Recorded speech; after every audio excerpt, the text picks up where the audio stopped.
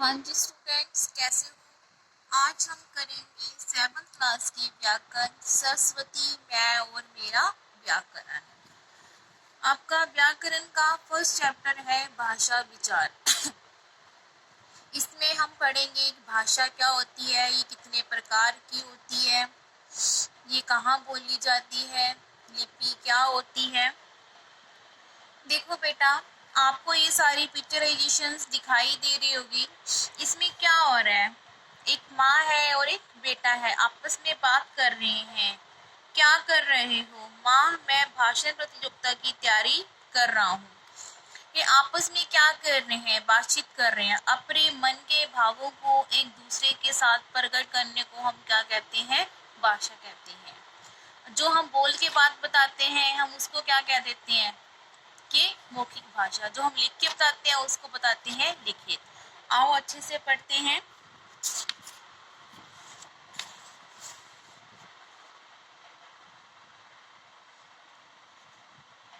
भाषा शब्द भाषा धातु से बना है जिसका अर्थ है बोलना। भाषा का मतलब क्या है? धातु से बना है जिसका अर्थ है बोलना। सभी प्राणियों द्वारा मन के भावों का आदान प्रदान करने के लिए भाषा का प्रयोग किया जाता है। पशु पक्षियों की बोलियों को भाषा नहीं कहा जाता। पशु पक्षियों की बोलियों को भाषा क्यों नहीं कहा जाता? क्योंकि वो बोल नहीं सकते। हम सब देखते हैं वो चैं चैं चढ़ाते रहते हैं, वो ऐसे ही गुनगुनाते हैं, तो हम उसको ये नहीं कह सकते कि वो कोई भाषा बोल रहे हैं। भाषा वह साधन है जिसके द्वारा मनुष्य बोलकर, सुनकर, लिखकर, पढ़कर अपने मन के भावों या विचारों का आदान प्रदान करता है। उसको हम क्या कहते हैं? भाषा कहते हैं। बेटा, जो आपके ये पॉइंट्स हाईलाइट करे हैं सर्कल में हैं, आप उनको अच्छे से रीड कर लेना। विश्व में अनेक भाषाएं बोली जाती हैं, वो तो पता है बेटा आप सबको, जैसे हिंदी, अंग्रेजी, जर्मन, फ्रांसीसी, संस्कृत, रूसी आदि। भारत में भी अनेक भाषाएं बोली जाती हैं। वो विश्व की थी, वर्ल्ड की थी, ये क्या है? भारत की, इंडिया की है। हिंदी, पंजाबी, मराठी, गुजराती, बांग्ला, तमिल, उर्दू आदि। भाषा के कितने रूप होते हैं? भाषा के 2 रूप होते हैं, मौखिक भाषा एंड लिखित भाषा। मौखिक भाषा क्या होती है? जो हम बोल के बताते हैं उसको हम क्या कहते हैं? मौखिक भाषा। जैसे हम टेलीफोन पे बात करते हैं, ठीक है, नाटक करते हैं, रेडियो सुनते हैं, ये सारी उदाहरण क्या है? मौखिक भाषा की है। उसके बाद क्या है? लिखित भाषा। लिखित भाषा क्या होती है? जो हम लिखकर अपने विचार या भाव को प्रकट करते हैं और दूसरा पढ़कर उसे समझता है, हम उसको क्या कहते हैं? लिखित भाषा। लिखित भाषा कौन कौन सी होती है? जैसे पत्र हैं, लेख है, पत्रिका, समाचार पत्र, कहानी, जीवनी।